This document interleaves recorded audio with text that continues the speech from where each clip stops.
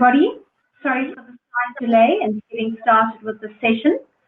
I'd like to introduce Greg SCHLEGEL to the SAPIC's 43rd conference. Greg is based in the States, so he has woken up very early, and we're very grateful to him for his ongoing support of SAPIC. Greg is the founder of the Supply Chain Risk Management Consortium, which is comprised of 30 companies and 1,500 supply chain risk professionals who bring skills, solutions, and methodologies that help to identify, assess, mitigate, and manage supply chain risk. He has been a supply chain executive for several Fortune 100s, and he also was the 1997 APEX president. He's well published, and he and Dr. Robert Trent of the university have co-authored a new book called Supply Chain Risk Management, an Emerging Discipline. So over to you, Greg. Your slides will come on the screen now. Thanks very much. Very good. Thanks, Claire, for the introduction. It is a pleasure to be with you today to talk about our passion, which is supply chain risk and resiliency. All right. Our topic for today, and I hope you are witnessing the slide deck. We've had some technical issues with my slide deck. So the topic for today is the W-like recovery and the 3 R's. We call them respond, recover, and renew. So if Connor could click, I'm on the second slide. I don't see the slides, folks, so bear with me. But our agenda looks like this. We'll talk a little bit about supply chain risk and resiliency and what we call the VUCA world. Then we'll give you some background leading up to the W-like recovery projection that we made back in April of 2020. The W-like recovery and the bullwhip effect on steroids. The 3 R's, respond, recover, and renew. And then a couple of takeaways in terms of what to do now and what to do later to survive and thrive in the VUCA world. So, and possibly we'll have some time for questions and answers at the end. If we can click, again, I apologize. I'm just going to go through. If you can't see the slides, I'll just keep going with the audio. We wanted to talk initially about supply chain risk and resiliency. And so Claire mentioned we have 30 companies in the risk consortium, which is about 1,500 supply chain risk professionals around the globe. And these companies bring tools, techniques, methodologies to help us identify, assess, mitigate, and manage risks. So hopefully, if you're looking at the slides, we provide you on the right-hand side a profile of several of the organizations that are within our consortium. If you see the slides on the, if you're watching the slide, on the left-hand side is what we provide. What do we provide? We provide online education, which is that are online, self-paced. One is a basic course in supply chain risk and resiliency. The other newer course is a course on supply chain risk and resiliency in the public healthcare arena. We do virtual training like this. We tend to do maybe 2 to 3 webinars a month since back in March of 2020.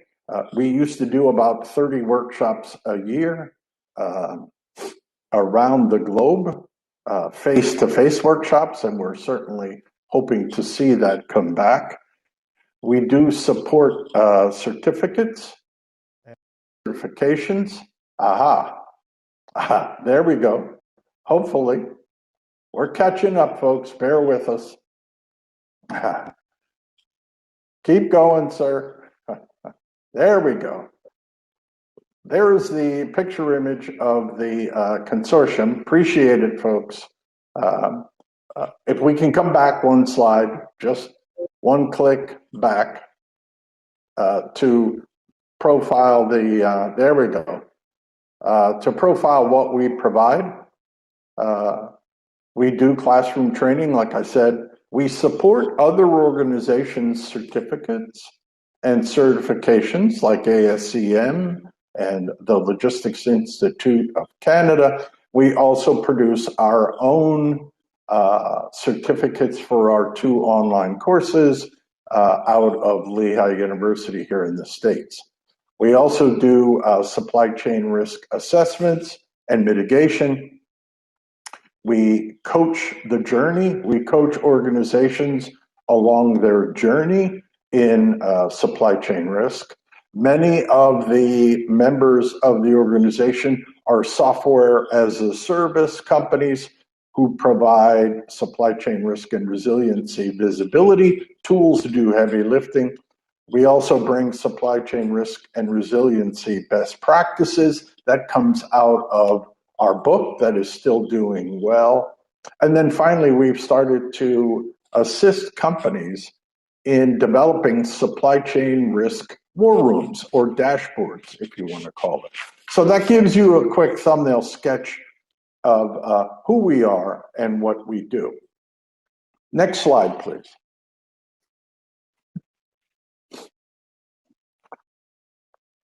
We thought we'd start off with attempting to get you grounded on some definitions, all right? The first and foremost is, what is an enterprise? What is a resilient enterprise? And so this comes from our book, and we just want to share with you the definition. A resilient enterprise has the capacity to overcome disruptions and continually transform itself to meet the changing needs and expectations of its customers, shareholders, and other stakeholders. Folks, we'll be honest with you, that's a pretty tall order, all right? But this is the reason why you would spend any time associated with supply chain risk and resilience. Another click, please. We have the what and the why below this, all right? So the why you would spend time is to build a resilient enterprise. The what and the how to do it is what we call supply chain risk management, coming out of our book again. And what does that look like? It's the implementation of strategies to manage everyday and exceptional risks along your entire supply chain through continuous risk assessment with the objective of what? Reducing vulnerability and ensuring business continuity. One way to view SCRM, as we call it, is to think of it as the intersection between good supply chain management and excellent risk management. So we wanted to get you grounded on that. If you could move to the next slide.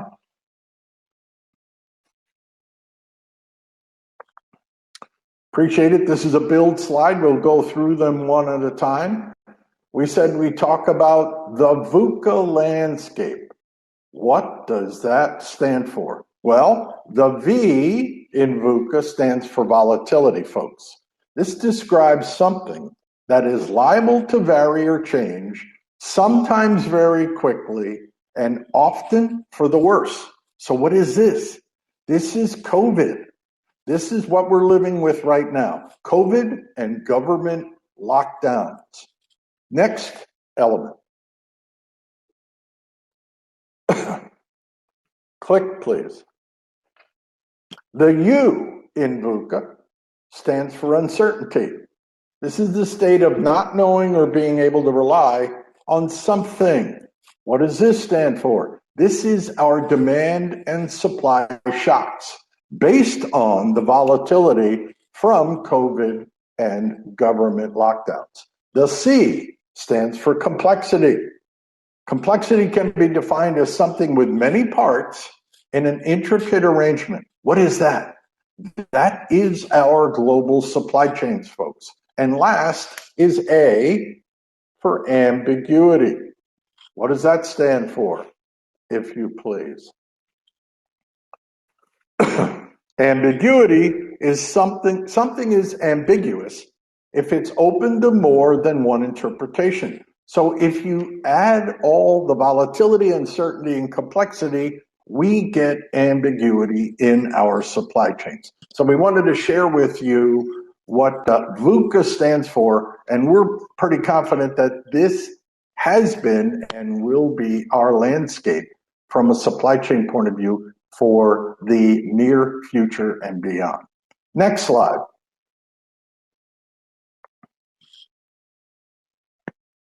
We said we'd give you a background on our W-like recovery projection. Where did it come from? Next slide, please.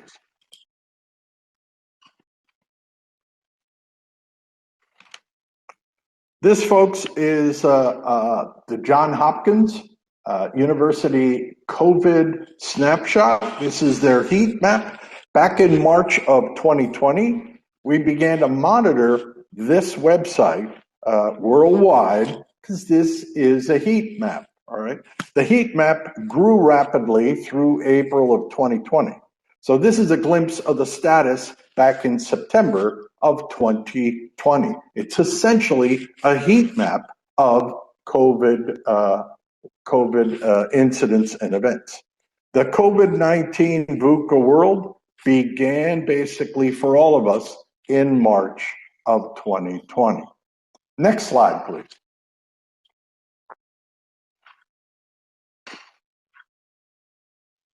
Again, additional context in terms of the background of our W-like recovery. Back in May of 2020, you can see that down the bottom right, we received this global profile from the U.S. Conference Board. They're friends of the consortium, and it depicted a survey finding of sentiment analysis in terms of COVID-19 recovery. So it was opinionated, and it was somewhat of a sentiment analysis across the globe, and you can see the major continents and countries. And the consumer confidence profile had three major categories at this time. The first category was yellow, the legend is over on the bottom left, and the yellow represented countries in the survey respondents' opinions that would probably recover quickly from the COVID. And remember, this is in May of 2020. The orange were countries that would probably recover more slowly, and then the red were countries that would probably remain depressed for a sustained period of time. So this was a sentiment analysis global survey on opinions about recovery back in May of 2020. Next slide, please. Next is the U.S. model of Johns Hopkins. We call this the wave theory. They also put out a wave theory back in May of 2020. The U.S. model, this is U.S.-centric. The U.S. model started in the spring of 2020 on the bottom left and went through, at this time, June of 2021. That's on the x-axis. Because of this wave theory, which has now morphed into a third and fourth wave around the globe, we started to develop a few predictions and game plans for our clients and our workshop attendees. And so next slide, please.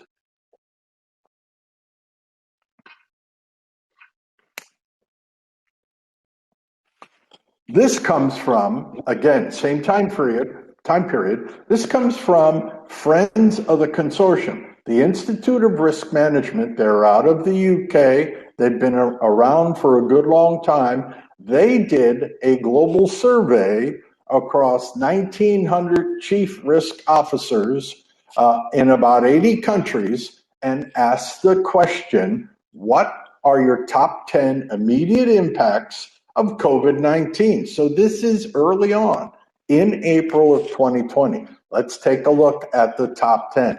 The red were major impacts. The blue were significant. The green were somewhat impactful. Let's just go top down. What are the top 10 immediate impacts to you, Chief Risk Officer of large companies? Rapid changes in objectives and work, but of course. Delays in projects, sure. Delays in hiring talent, of course. Distraction from your key objectives, absolutely. Loss of sales, revenue, and orders. Yes, it happened because of the demand shocks. Positive reputational opportunity. Want to pause here. This is a little interesting. This is pure risk now. Essentially, remember, this one means risk management is a two-sided coin. On one side of risk is the negative side. On the other side of the coin is the positive side. It's a two-sided coin.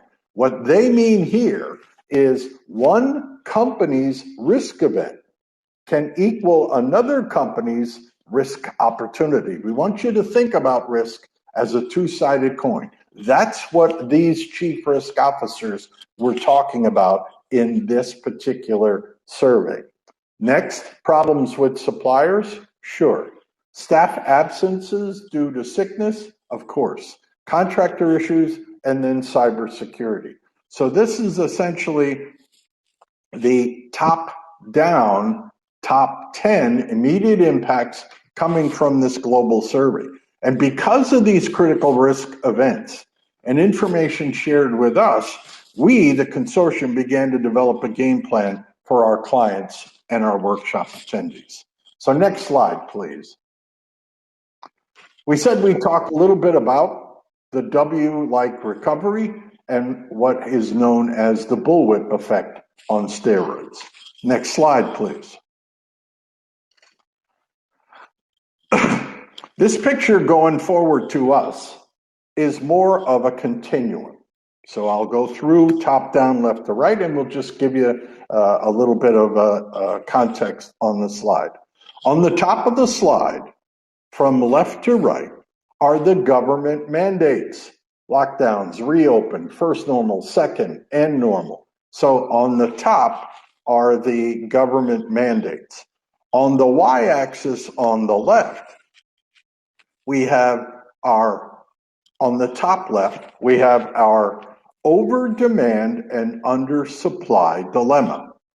Then in the middle, the green, we have our baseline, which is supply and demand in relative balance. And then on the bottom left, we have the under-demand for product and oversupply dilemma.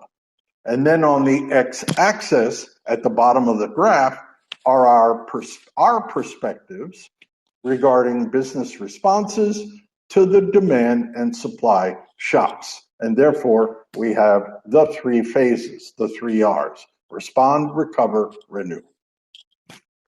The first R is response. Let's give you some context here. The lockdown and government requirements on PPE products pose several hardships on many suppliers of healthcare materials, causing what? Causing an over-demand for the product with an undersupply. So these PPE suppliers had to quickly rescale their supply chains during the lockdown. The secondary effect during the lockdown, all right, for sectors other than healthcare was an immediate under-demand for their product and oversupply. And therefore, what did they do? They started to reduce their product portfolio, and this led to an approach of evaluating their product portfolio constantly, maybe reducing the marginal products and furloughing personnel during the lockdown to maintain good cash flow. The second R, recovery. Again, the government reopening during this phase, all right, and the reduction of COVID-19 cases initially was manifesting itself into an under demand for product and oversupply for PPE products for those companies who reinvented their portfolios to produce new products for new healthcare channels during the lockdown and the reopening. And in the sectors other than healthcare, the phased reopening is now causing an over-demand and undersupply for those companies who had been closed for months. And then the third R, renew. All sectors, no one is immune. All sectors will have to look hard at their product portfolios, continue to reinvent themselves, continue to rescale their supply chains to deal with existing and new customers and channels, coined the new normal. So as the continuum progresses left to right, it tends to look more like a W recovery to us because of the supply and demand shocks, the inherent latency in all supply chains to rebalance themselves, and therefore we still contend that we all will experience the bullwhip effect through 2021. Next slide, please.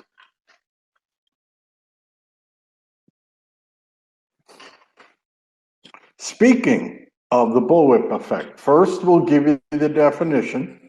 The bullwhip effect is the uncertainty caused from distorted information flowing up and down your supply chain. Click, please.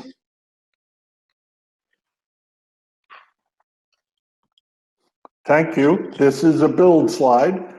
On the top left, we have its effect on the demand side of the supply chain.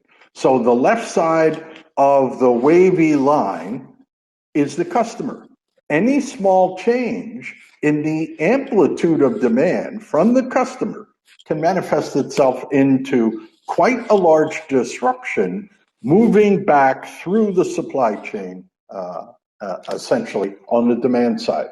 On the supply side, same thing. On the top right, we have its effect on the supply side of the chain. The left side of that graph, perhaps it's a factory, can experience a risk event which disrupts the flow of goods downstream to the ultimate customer. So you can click again, please. Thus, essentially, when you put both demand and supply shocks into a graph at the bottom of the slide, which is exactly what all the industry sectors have wrestled with since March of 2020, we have the W-like recovery, and it will probably continue, to experience this push-pull latency of the supply chain through 2021. Next slide.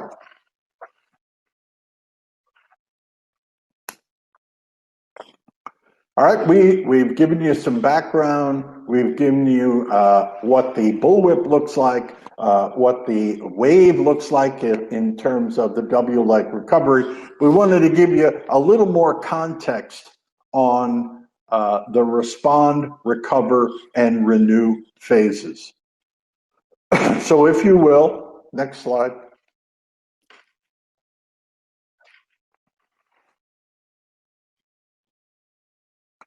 This is the same W-like recovery that we just talked about, but we wanted to share with you some insights in terms of action items that you could exercise within each phase. All right, so let's go right to the bottom left.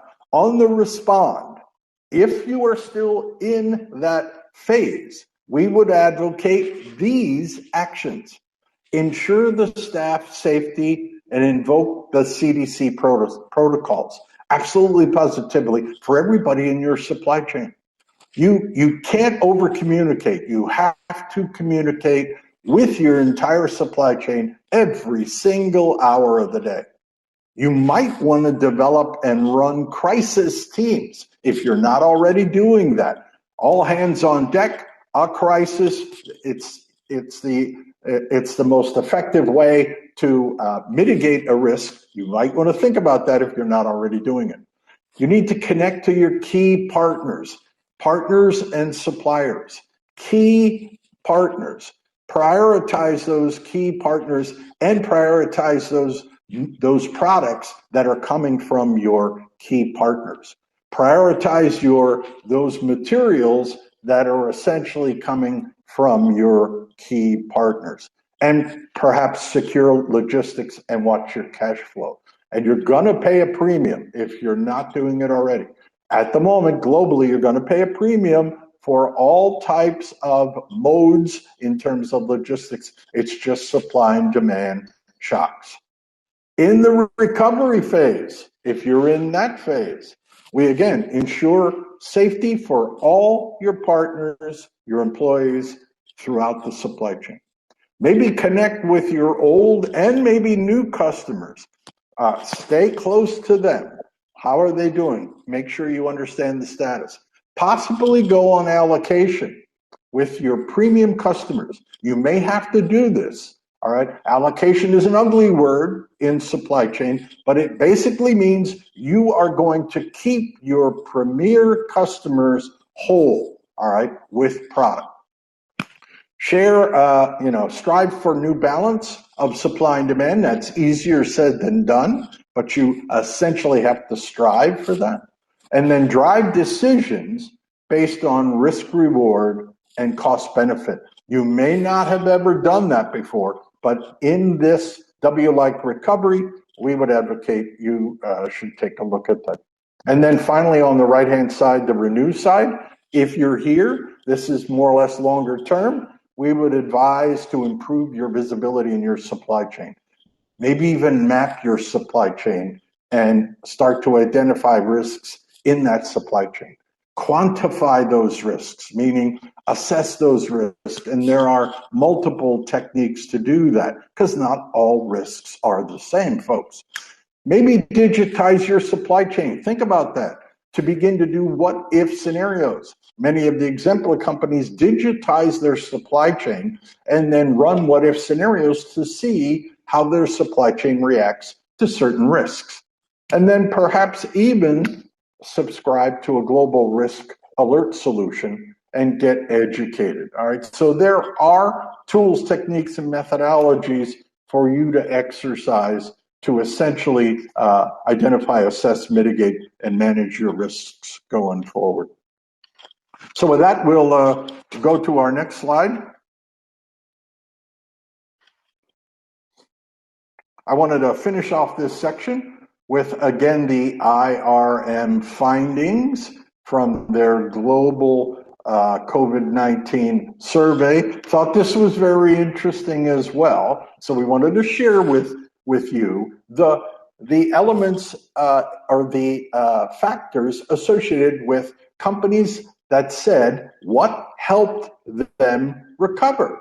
All right, these are companies that told IRM, we think we're in a recovery phase, and what factors helped us to recover faster than perhaps our nearest competitor.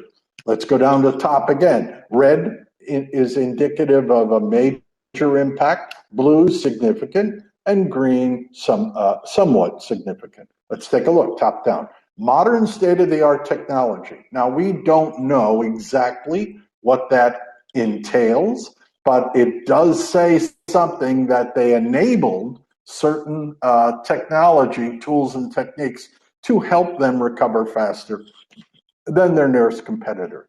Good communication processes, in a crisis, communication is key. High quality leadership. Again, the cream rises to the top during a crisis.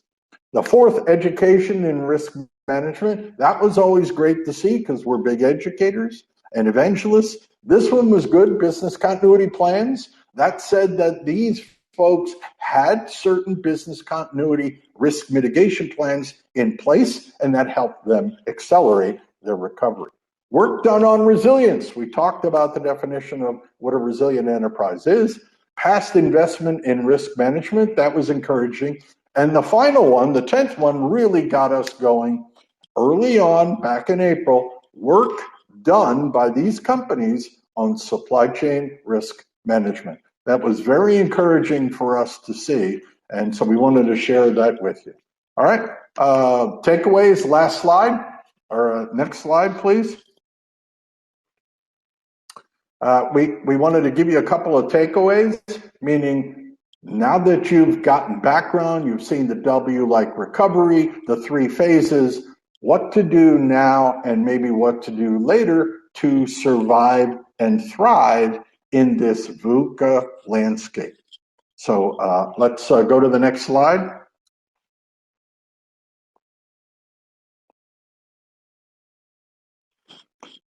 Good.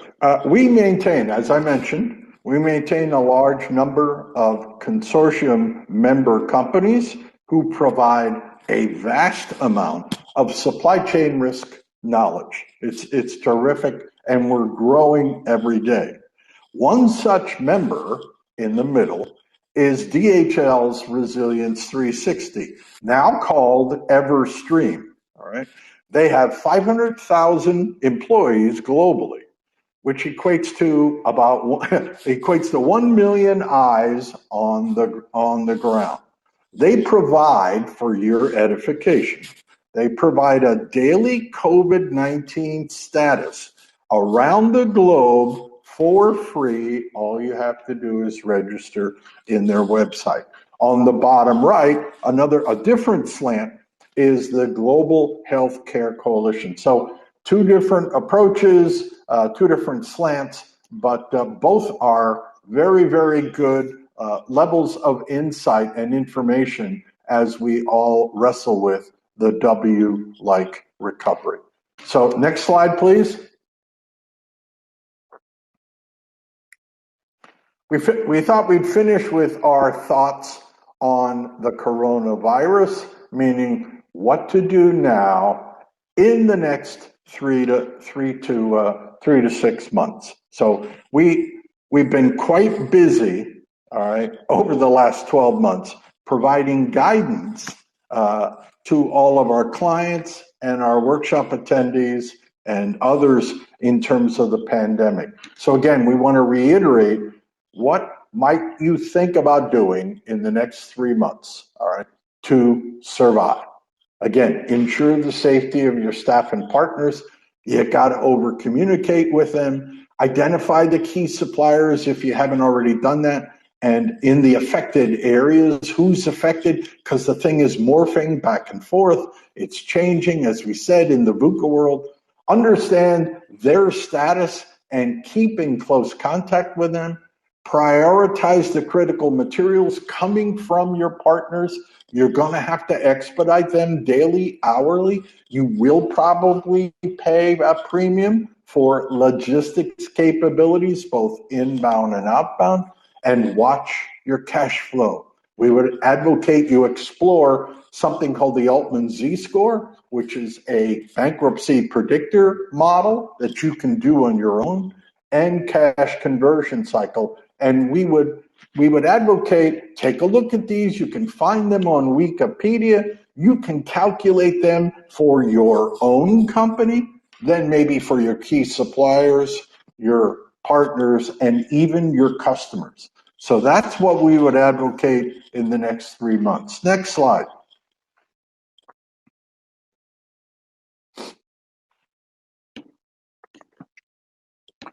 All right, our thoughts about what to do later, meaning 2021 and 2022. Going forward, integrate risk management with your supply chain planning. Embed it the best you can. Make decisions associated with risk, reward, cost, benefit. Maybe map your supply chain again, because Visibility of your supply chain is a critical success factor, folks.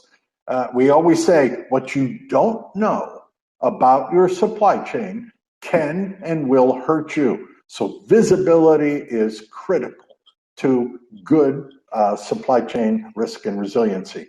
Maybe identify those risks in your supply chain, then start to assess those risks. Plot them in your supply chain. It's a visual thing. We advocate you doing that. Start small with a key critical product line maybe. Then monitor your risks, because risks change. In this VUCA world, they will change from week to week, month to month. All right. Maybe subscribe to a risk alert solution that is doing that for you every single hour of the day to provide risk alerts to essentially to mitigate in your supply chain. Maybe develop scenarios, either manually or using a computer model, and run what if scenarios going forward. And why would we advocate that? So that you can witness how your existing supply chain will react to a certain risk stimuli. All right, maybe build out risk response plans. If you spend the time to do scenario planning, we would advocate you build out risk response plans for the high value at risk scenarios. That's why we advocate assessing those risks. Rebalance your supply with demand in your network. It's easier said than done, but the W-shaped, the W-like recovery will involve a push and a pull every week and fits and starts, which is really the bullwhip effect on steroids, we think, going through 2020. Last slide, please. And sorry we started late, but I just wanted to finish with, on a positive note, this again comes from the COVID-19 global survey, but they asked the question going forward, what's the likelihood of changes in risk management's perspective now that COVID has hit? And remember, this is in April. Take a look. Green, blue, and yellow. Greater focus on resiliency. Amen. A greater board interest in risk, we hope. Focusing on operational resiliency. We're aligned with that 100%. Understand risk complexities in your global supply chain. Focus on scenario planning. Amen. New risk management techniques, they're out there. Greater role for risk experts, that's encouraging. Risk quantification, meaning assess your risk. Demand for supply chain risk skills, very encouraging. And then increased investment in risk management. So this was very encouraging. We hope many of them come to fruition. Essentially, that concludes our discussion. You can click to the last slide. And again, I apologize for the late start. Somehow, some way, my laptop didn't want to communicate, but I hope you felt it was informative. I'll turn it back to Claire. Perhaps we can do a few answer a few questions, and if not, we have a booth. Feel free to come in and sit down and visit our booth, and we'll certainly attempt to answer any questions that you have. Thanks. Thank you, Greg. That was amazing. We don't have any questions, but I think that was because it was such a comprehensive presentation with so many details and excellent takeaways. So thanks very much for that. I wanted to also encourage everybody to complete the feedback form. We had a lot of people online watching this presentation, and lots of thumbs up and thank yous there, Greg. I hope you can see those. And I wanted to just remind everybody that these recordings will be on YouTube in the next week or so, and the link will be shared to you so you will be able to take home and reuse and have a look at Greg's excellent slides. Thanks, Greg, for waking up early. And as you mentioned, there is there is a stand, so please go to the exhibition booth and visit the stand. And yes, enjoy the rest of your afternoon and the rest of your day, Greg, and maybe I'll come and visit you on the stand just now. Okay, yeah, thanks a lot, Claire. Enjoy, folks, and hope to talk to you soon. And I wish that I could give you a gift and shake your hand, but hopefully next year in Cape Town. Not to worry. Thank you. No worries. Thanks a lot. You bet. Cheers.